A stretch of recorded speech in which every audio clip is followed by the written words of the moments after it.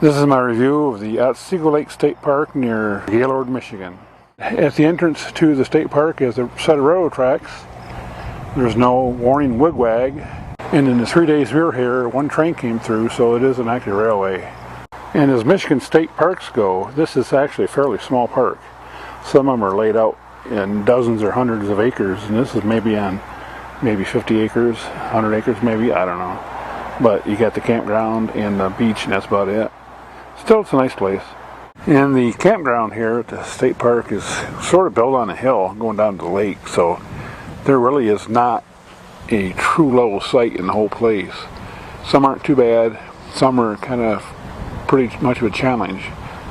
So regardless of what site you're on, you're going to make sure you got some blocks or something to level your camper out. Well, this is our site, Site 5, and it is one of 2 pull-through sites in the whole park, and it's a pull-through site. But it was also, when I booked it on the reservation system, it also said it was a level site.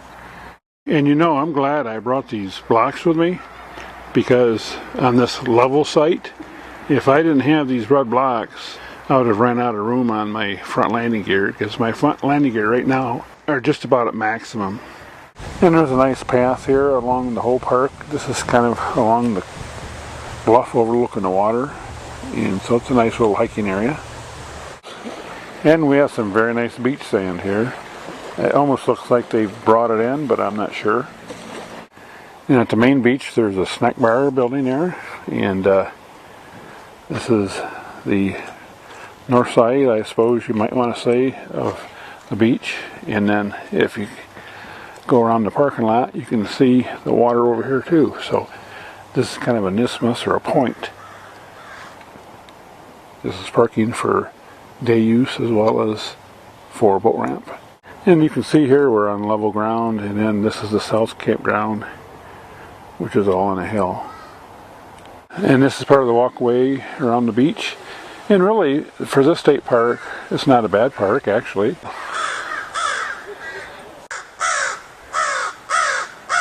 I think that crow was outside of our RV all night last night, making that noise. And as we continue our stroll around the park, they have these stations that are set up for exercise, so you can do kind of like a confidence course of sorts. And they also have a small fishing pier, and I'm seeing these more and more in state parks, so it looks like something they've been installing. And on the south unit here we have the Taj Mahal of bathroom facilities. The ones on the north side where we're at aren't quite as deluxe as this, and you don't usually find this deluxe one in a state park, but every once in a while you do. On a scale of 1 to 5, I'm going to give it a solid 4. I'm not going to deduct any points for the well-worn dirt site, because if you're going to go to a state park in Michigan, you already know that that's what you're going to get. I'm going to deduct a point for the fact that there really are no level sites. And it's manageable if you have blocks, but it's a little deceiving when you book, because it says level sites in the booking. And I hate to keep harping on that, but you know, if you're coming in here and never been here before, you know, you might be out of luck. You may have to go store and buy something to help block up your RV. The pluses of the park, I mean, it's a very nice lake, very nice beach, and that is one thing about state parks is, you know, we like going to state parks in Michigan because they're in such nice areas. I mean, you're along the lake shore of the Great Lakes or smaller lakes or whatever, and you just can't get that at your KOA.